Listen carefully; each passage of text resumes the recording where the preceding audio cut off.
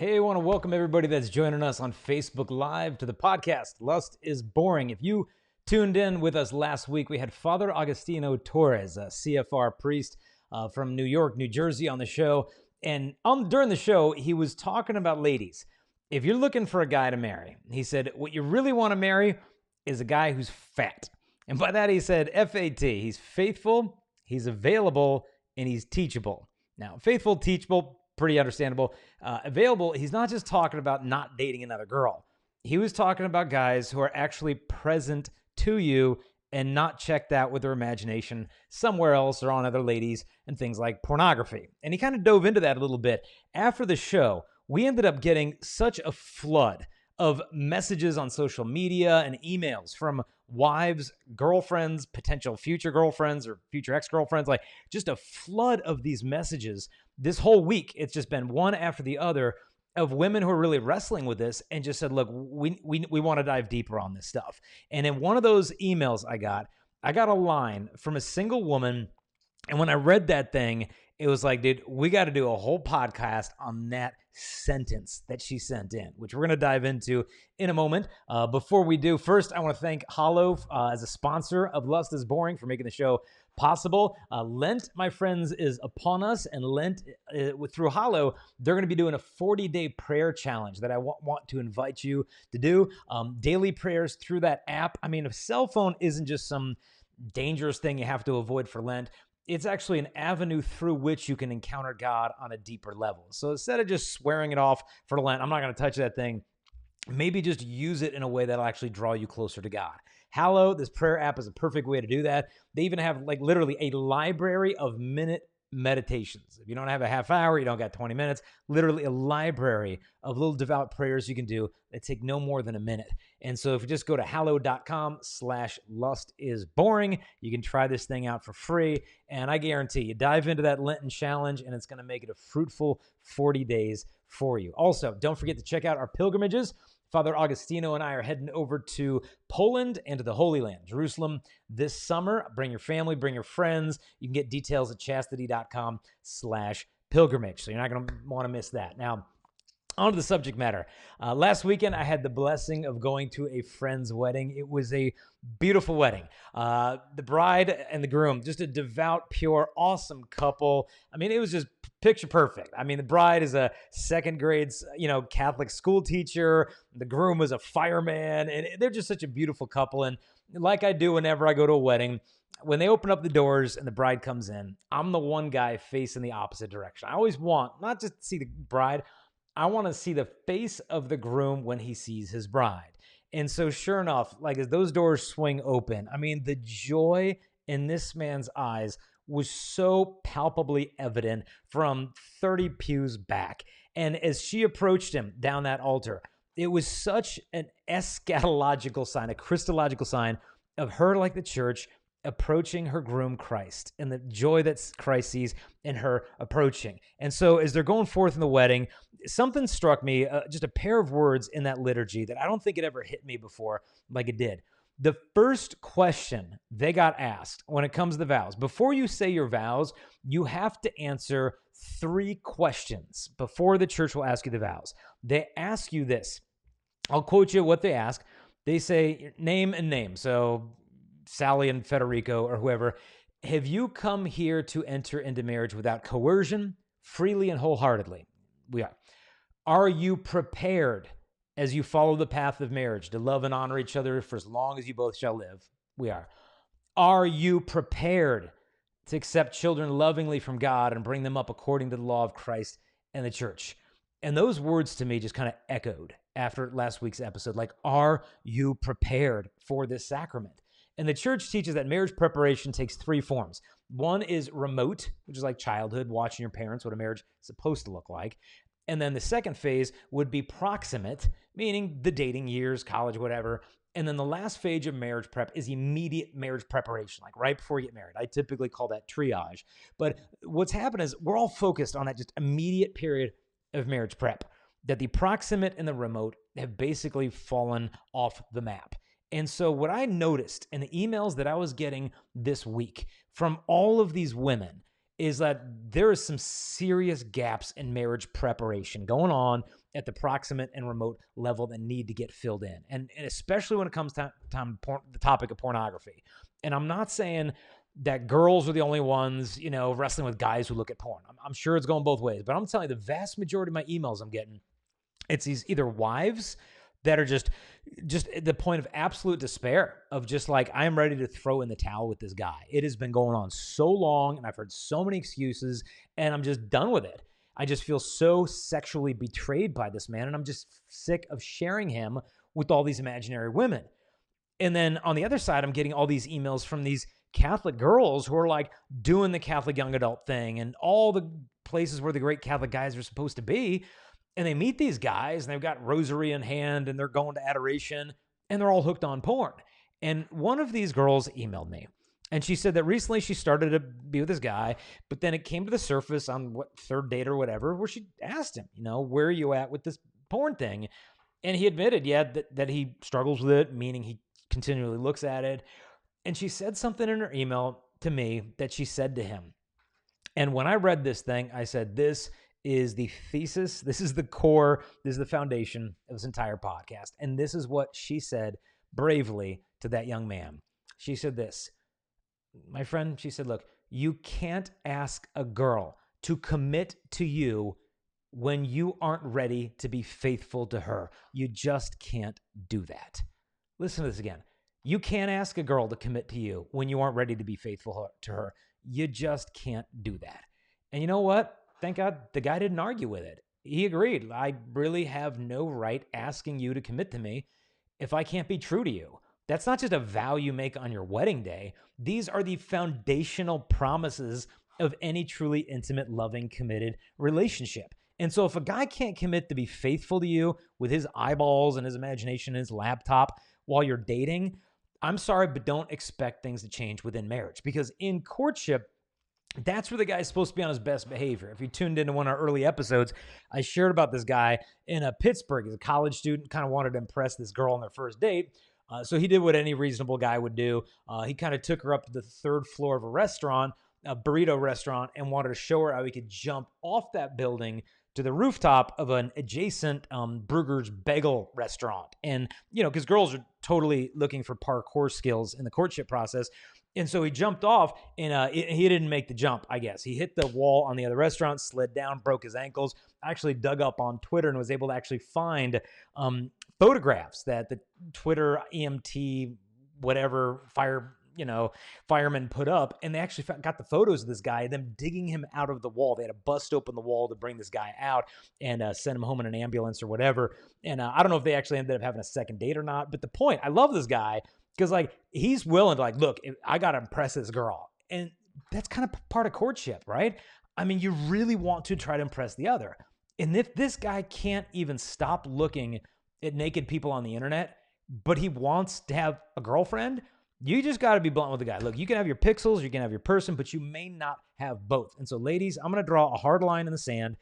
If a guy looks at porn, he's not ready to date you. Forget about marry you. This man is not ready to date. You should not date a guy who looks at porn, period. And I know that's a hard line in the sand. And some people say, well, what if already dating this came to the surface? Well, you need to discern, is this guy really making progress or is he just kind of paying lip service to me? That oh yeah, I'm working on it. But really, because I want you to fast forward your life as a woman.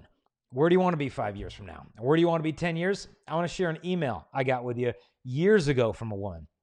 She says this, my husband has a problem with pornography. It's actually been going on for years. I was going to put a filter on, but he made a deal with me that if he only views it once a week, that I wouldn't, and then he'd eventually stop altogether. Well, however, I found out that he saved images to a disk so that he could view them without being on the internet. He doesn't know that I know that yet. I just don't know what I'm supposed to do to help him. I have confronted him. I've talked to our priest, which he knows about. We were in counseling briefly, and our counselor spoke with him about it. He is a Catholic, and he loves his faith, but I think that his faith is more head knowledge than that of the heart. His attitude about his problem seems to be, I know it's a serious sin, but I'm addicted, and I can't help it, so I'm not going to even try. And also, all guys struggle with it, so obviously there's nothing I can do about it.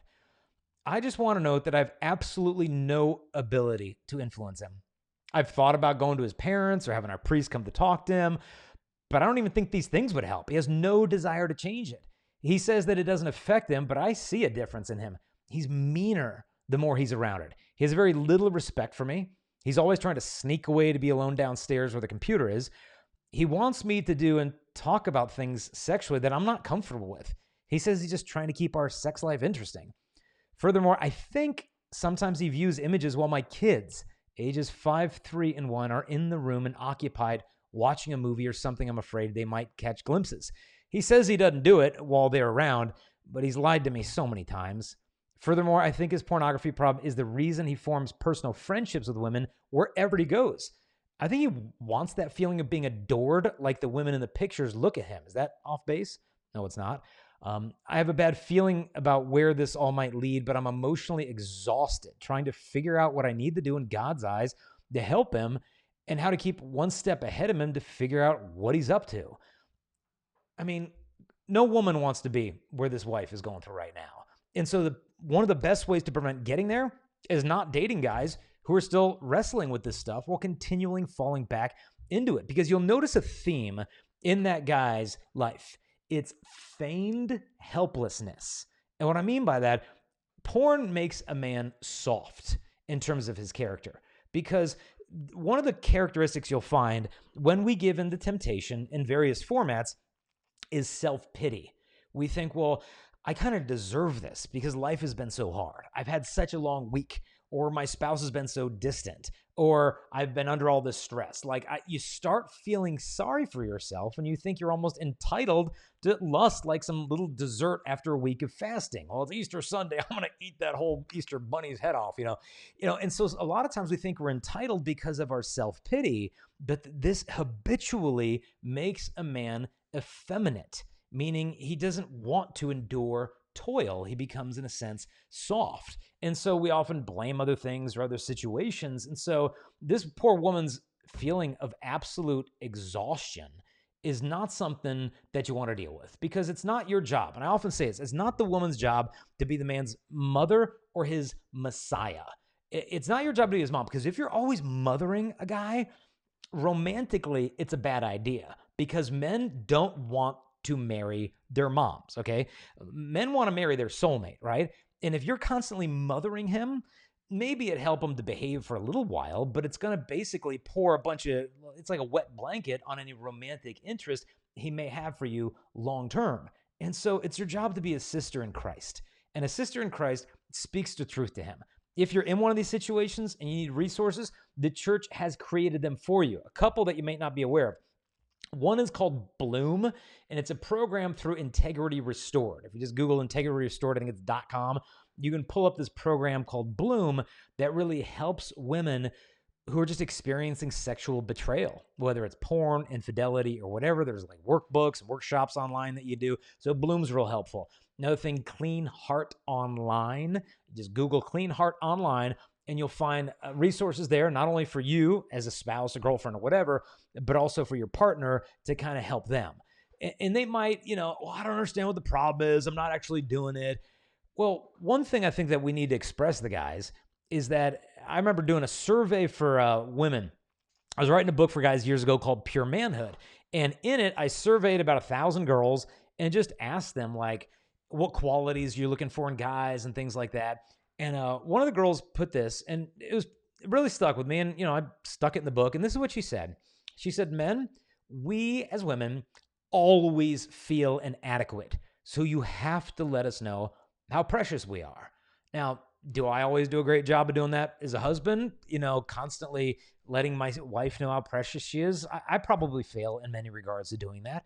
But when a guy's actually looking at porn, not only is he neglecting to do that, he's actually creating a wound at this very place. Because if the woman feels inadequate because every beer commercial, every billboard, everything is telling her that her body is not enough, oftentimes guys, I don't think, struggle with feelings of inadequacy on a physiological level as much. Granted, this guy's super muscular and, am I as big as him? But I think the body image issue for women is a cross that many guys don't understand. I was at a golf tournament with my kids the other week, and we're just there watching the golfers. There's a woman nearby, and Rory McIlroy is one of the best golfers in the world, walks by, and this girl's like with her female friend. They're like, "Wow, he has really nice calves," and I'm like, "Huh?" I'm like, I never knew girls cared what their calves look like. I'm like, well, I wonder if my calves are good. I don't know, but I think that's just like a glimpse, like a 1 second glimpse of what I think goes on in the mind of girls in terms of how their body parts measure up to other girls' body parts.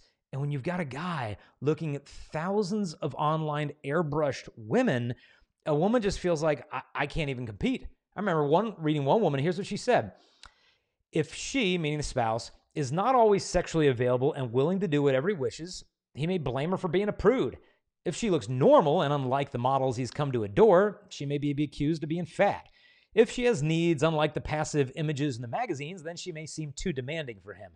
In porn, you project your fantasies onto the woman. She has no mind, personality, or will other than what you give to her. You have power over her, or so you think. And so often these women, they just feel like, I can't even compete.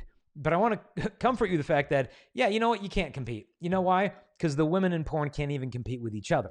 It's not like one guy stays faithful to one woman on one website, because it just simply trains them in mental polygamy. They're not addicted to the woman. They're addicted to the novelty of a woman. And that's how they've trained their brain. Number one husband emailed and he said this.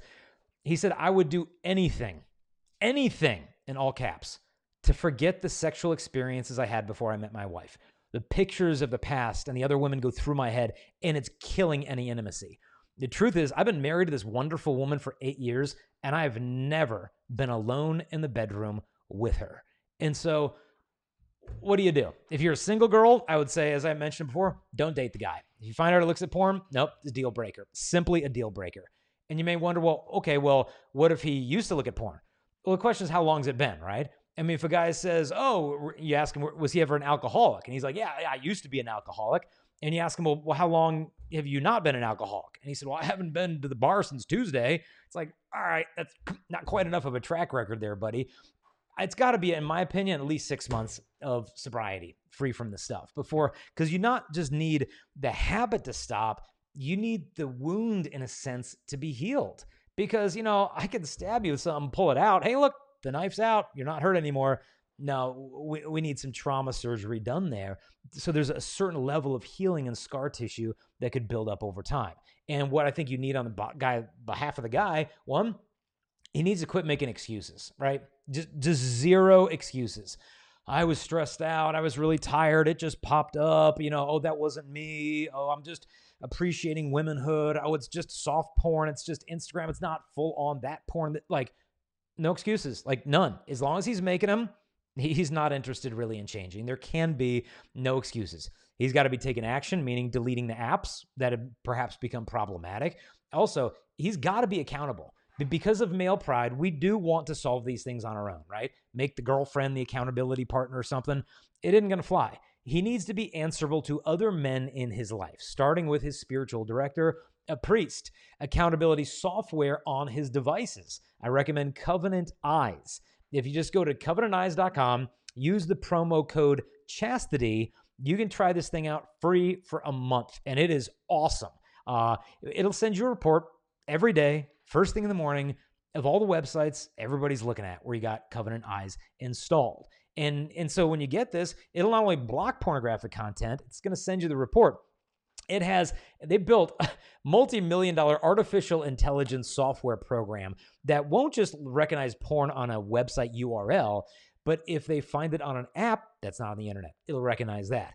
If they get a text message that looks pornographic, the artificial intelligence will decipher that, send you that report as well. And so to me, Covenant Eyes it's non-negotiable. If this guy's really going to break free, he's got to get that on his phone. If you're in marriage, I think you need to be accountable by means of marital counseling.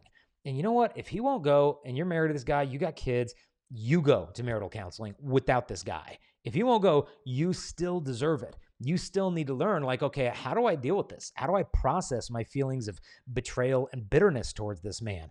Do we have a valid marriage even to begin with? Or was this an impediment to that promise that he said that he was, quote unquote, free to enter into what truly would be a marriage. And through counseling and good spiritual direction, you can discern the answer to that. I think you also got to see on the guy's behalf that he's wanting on his own to fill his mind with good things, because nature, they say, abhors a vacuum, meaning you can't just force bad spiritual stuff out of your brain, temptation, all that stuff, without filling that space with something good. In fact, I remember traveling to Tasmania years ago, and I was meeting with the Archbishop Porteous down there, awesome holy archbishop. And he said, you know what? The culture down there has become so deeply secularized, pushing religion out of every possible venue. He said, spirituality cannot exist in a vacuum. He said, as a result, we are seeing a massive influx in witchcraft, Satanism, just a lot of seriously diabolical stuff. Because you can't just shove God out and think there's going to be an empty space. You evict the Holy Spirit, a new spiritual entity will fill its place. And in the same respect, if we've filled our minds with bad stuff, we can't not just empty it out, we got to fill it with good stuff. Holy reading, deepening their prayer life. Are they doing this stuff on their own? Are they going on retreats? Theology of the body, immersion courses. Like, are they really pursuing this stuff? Are you just spiritually dragging them along, and every time you don't pull their hand hard enough, they just fall back into the garbage? You want a guy who realizes, look, I can't do this on my own. I've been falling on my face for years. I need deep healing. I need to get to the roots of this stuff, and I really want that to save my family, save the whole marriage. Because if you have a guy like this and you're thinking of dating him, and you say, no, you can't have me and your little fantasies. If you want them, go run off with your little laptop and have fun for the rest of your life. And grow old, alone, childless, and full of lust, if that's what you really want. Because you may not have me. I'm not that type of girl that puts up with your little imaginary competition. That guy, I think, will be like, whoa, all of a sudden, you became so much more attractive than all these women on the internet that endlessly throw themselves at him, faking their attraction toward him. And all of a sudden it becomes like, wow, what is it I really want? But sometimes if you don't draw that hard line in the sand, it's like that woman's email up above who said like, well, he told me that if I don't put a filter on the computer, then he won't look at it more than once a week. It's like, that's not going to demand respect, because who would say in their marriage, you can only cheat once a week and then we're good? This is not. Porn getting out of a dating relationship is not like the icing on the cake. Ladies, it's the foundation. You can build nothing on a relationship that's infested with this vice of porn.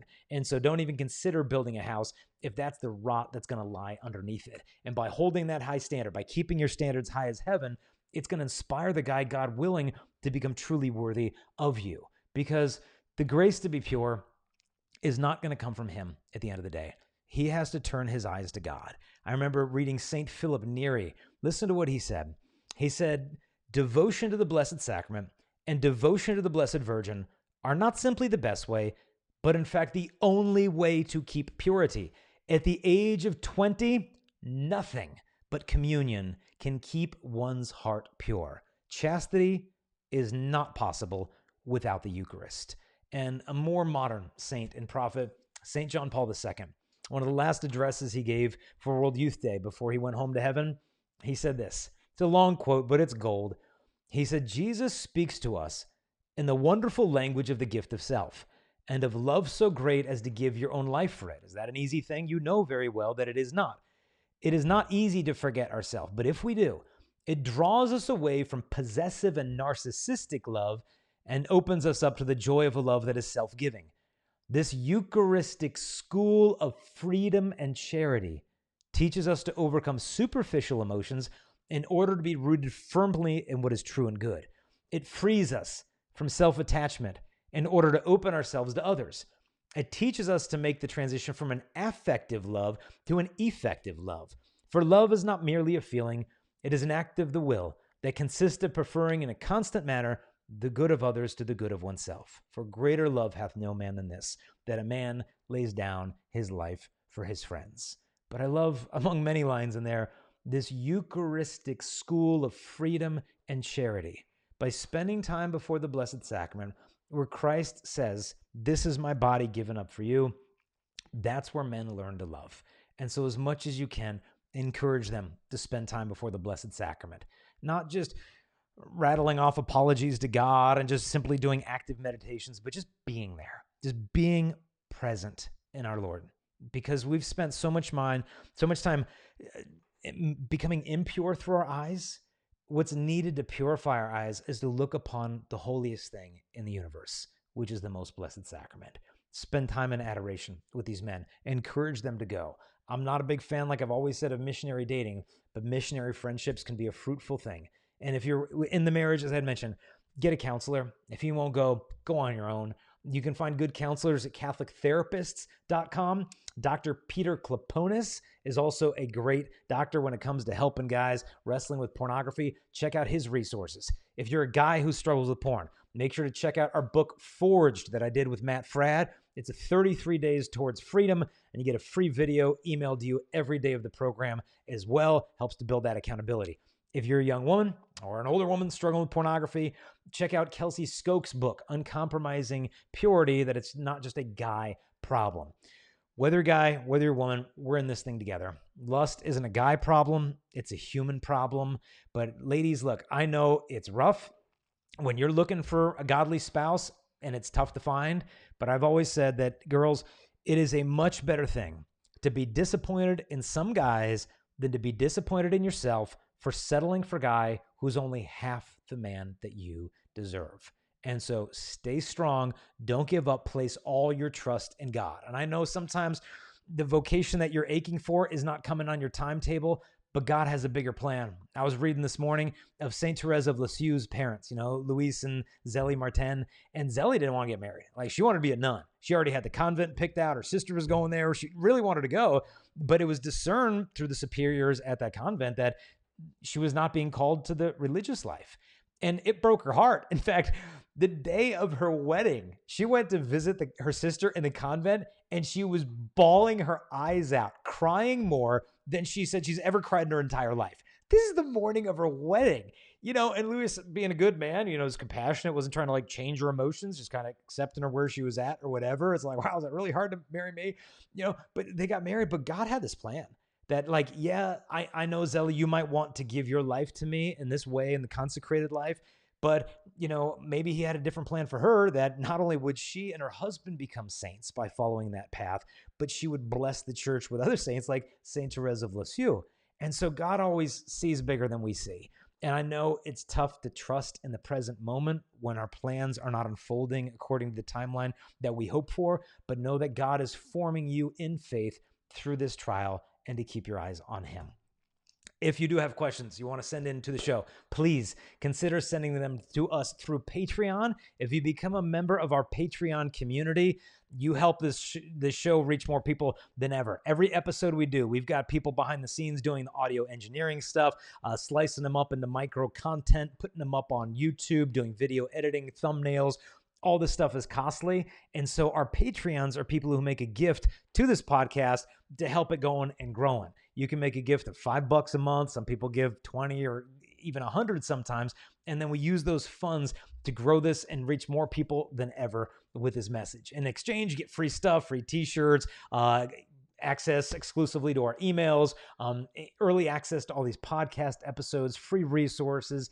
All that stuff we're going to send you for free if you become a patron. Just go to patreon.com/Jason Evert, and you can send us questions, and we're going to take those and make them the focus of future shows. So I hope this is helpful. Make sure to check out our website, chastity.com, and that's where you get order copies of Forged or Uncompromising Purity. But God bless you, and be assured of our prayers.